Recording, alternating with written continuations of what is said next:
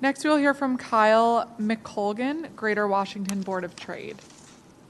Good afternoon, Chairwoman Pinto, committee members, and staff. My name is Kyle McColgan, and I serve as the Senior Vice President of Policy at the Greater Washington Board of Trade. We are a pro-business and nonpartisan organization supporting all industry sectors in the District of Columbia, suburban Maryland, and Northern Virginia, having done so for the last 134 years. I appreciate the opportunity to testify in front of you all today in support of Mayor Bowser's Bill B25-555, the Act Now Amendment of 2023.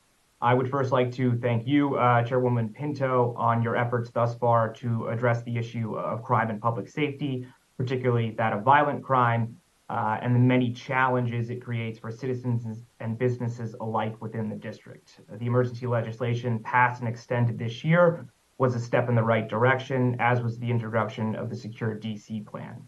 With homicides topping 250 already this year, a two-decade high, roughly 900 carjackings, 77% of which involved a firearm, and a rise in youth-related crime, public safety has quickly risen to the most concerning and pressing issues shared amongst the business community.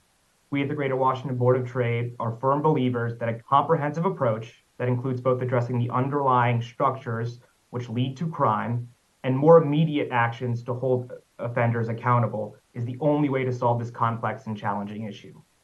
While addressing violent crime must be a priority for our communities and businesses to thrive, we cannot disregard other criminal activity.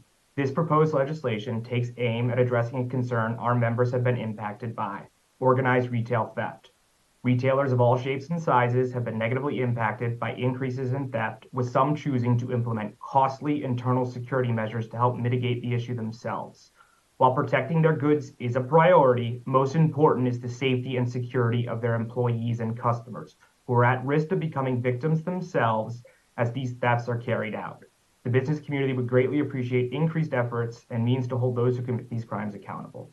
It is also necessary to have an adequately staffed law enforcement entity who is provided with the resources and means to effectively do their jobs. This legislation would help to support an environment where this is possible. Without addressing crime and public safety, there will be no meaningful recovery, not just in the district's downtown area, but it's in its entirety. While this bill is a component in assisting with the recovery, we urge the council to continue their efforts to comprehensively resolve the issue. Thank you for the opportunity to testify, and I'm happy to answer any questions.